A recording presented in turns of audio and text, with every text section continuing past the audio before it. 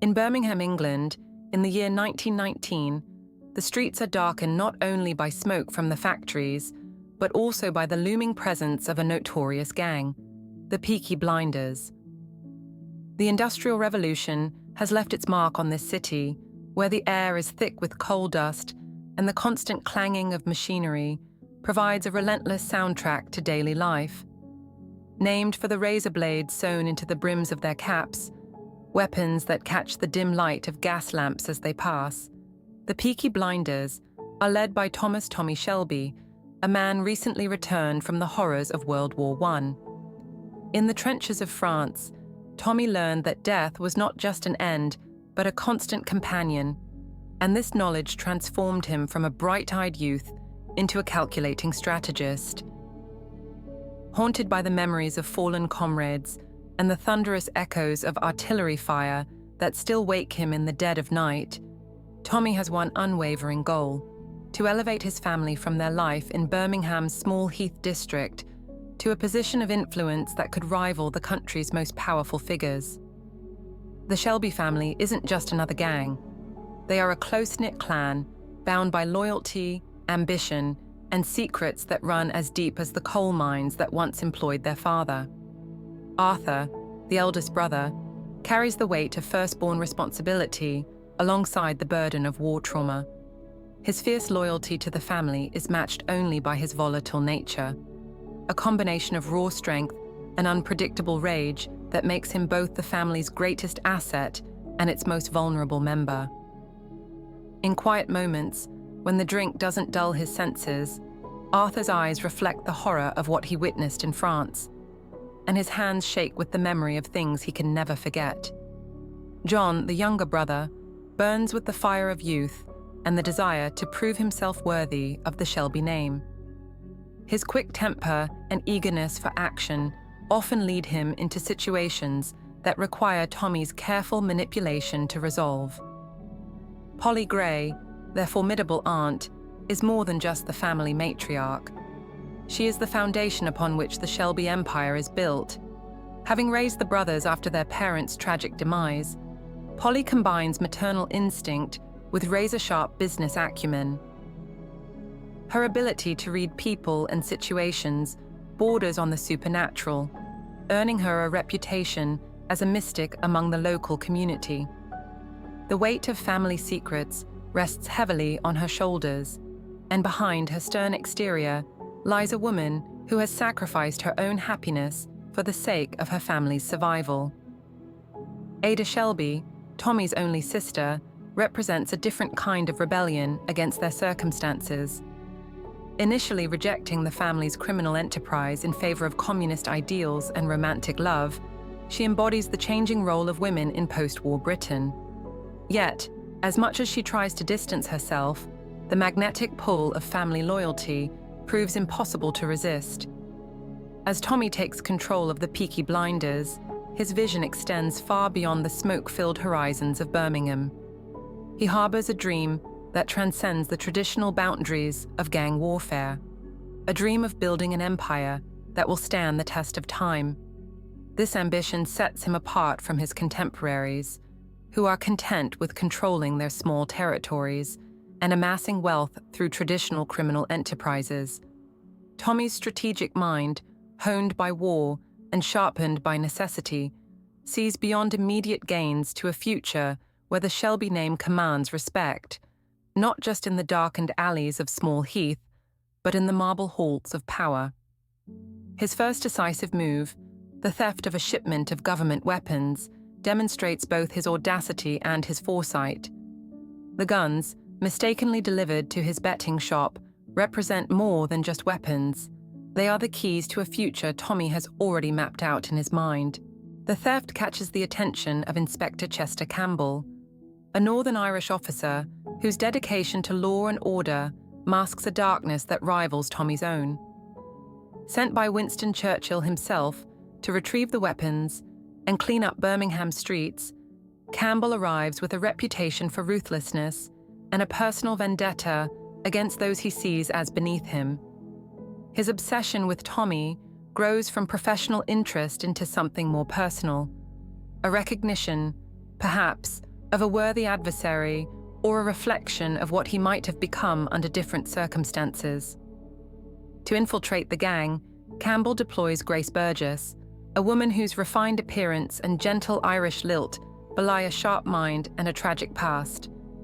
Grace's placement as a barmaid at the Garrison pub, where the Peaky Blinders hold court, seems at first a simple matter of surveillance. However, the pub's smoky atmosphere soon becomes the stage for a complex dance of attraction and deception.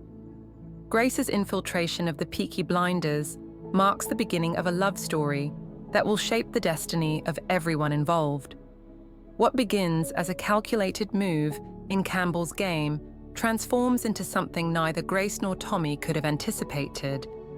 Their connection develops in stolen moments, quiet conversations in the pub's back room, shared glances across crowded spaces, and eventually, passionate encounters that blur the lines between duty and desire. Tommy, who has built walls around his heart as strong as those around his empire, finds himself drawn to Grace's combination of strength and vulnerability. In her, he sees a possibility of redemption, a chance to be more than the sum of his violent acts. Grace, in turn, discovers that her loyalty to the law pales in comparison to the feelings she develops for Tommy. Their romance unfolds against a backdrop of increasing danger as Campbell's net tightens and rival gangs begin to take notice of the Peaky Blinders' rising influence.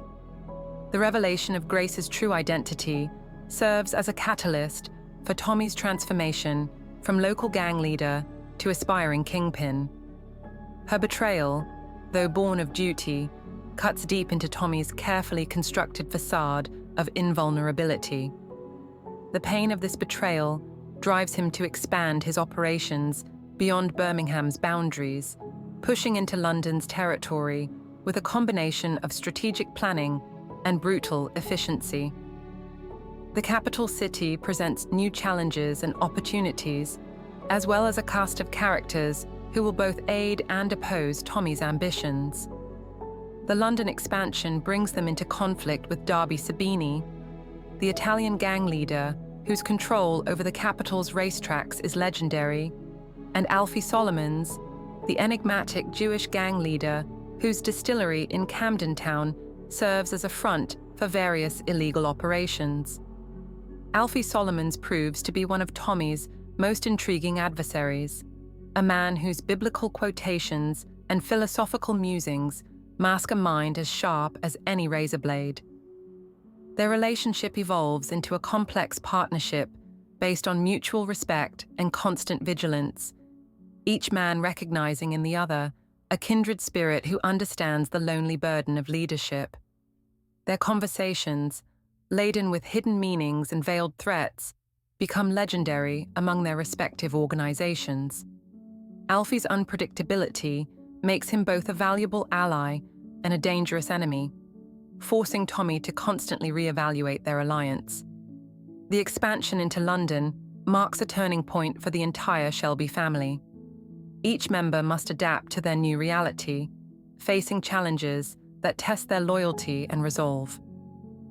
Ada's marriage to Freddie Thorne, a committed communist and Tommy's former friend, represents both a rebellion against the family's criminal empire and a bridge between two worlds. Their love story, tragically cut short by Freddie's death, leaves Ada a young widow with a son to raise and a new understanding of the protection the family provides. John's marriage to Esme Lee, arranged by Tommy to secure peace with the Lee family, brings new blood into the organization, but also new complications, as Esme's wild nature and strong ties to her Romani roots both strengthen and challenge the Shelby family's traditions. Arthur's struggles with post-traumatic stress and addiction become more pronounced as the family's influence grows. His violent outbursts, once useful in maintaining the gang's fearsome reputation, become increasingly difficult to control. Tommy's attempts to help his brother while maintaining the family's image create a tension that threatens to tear them apart. Arthur's marriage to Linda, a devout Christian who believes she can save his soul, adds another layer of complexity to the family dynamic.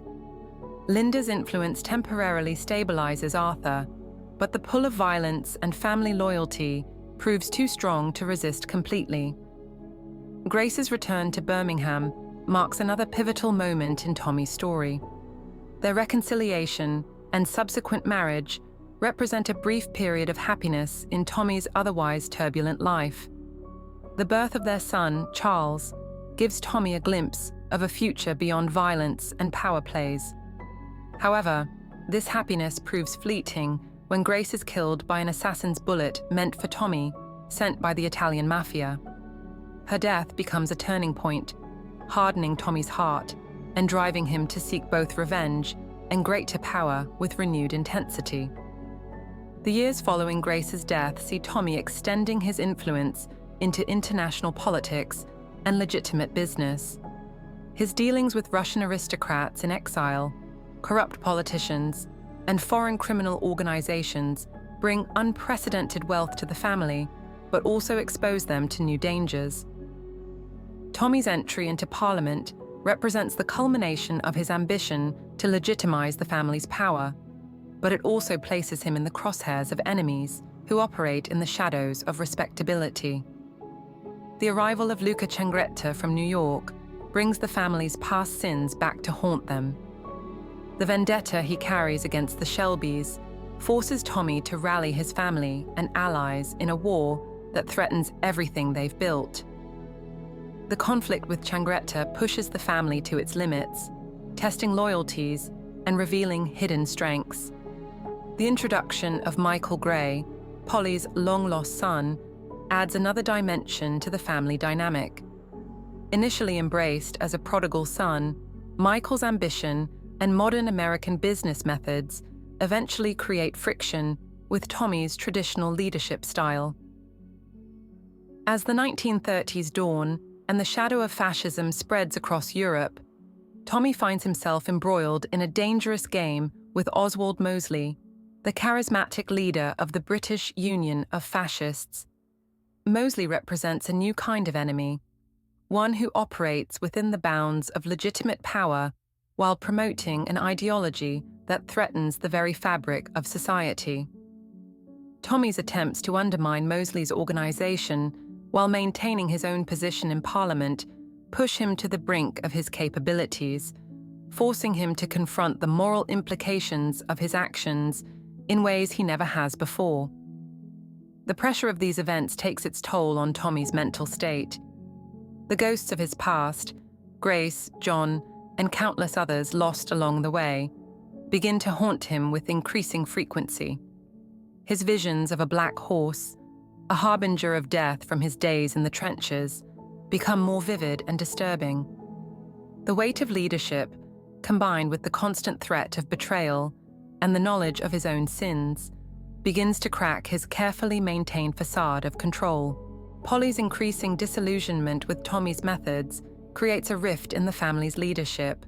Her spiritual nature and connection to their Romani heritage clash with Tommy's modernizing impulses and political ambitions. The tension between them represents a broader conflict within the family, between tradition and progress, between the old ways of doing business and the new world Tommy envisions. Michael's growing influence within the organization and his marriage to Gina Gray, an ambitious American woman with connections to powerful criminal organizations, introduces new complications. Their modern outlook and desire for change threaten the traditional power structure of the family, leading to confrontations that test Tommy's leadership in unprecedented ways. In his final confrontation with Mosley, Tommy faces not just an external enemy, but the culmination of all his choices. The empire he has built, which stretches from the factories of Birmingham to the halls of Parliament, stands on a foundation of violence, betrayal, and sacrifice. The alliances he has forged begin to crumble, and the enemies he has made over the years converge, sensing weakness in the once invincible leader of the Peaky Blinders. As Tommy stands alone, surveying the empire he has built from the ashes of post-war Birmingham, he is forced to confront the true cost of his ambition. The ghosts of those he has lost, Grace, John, Polly, and countless others weigh heavily on his conscience.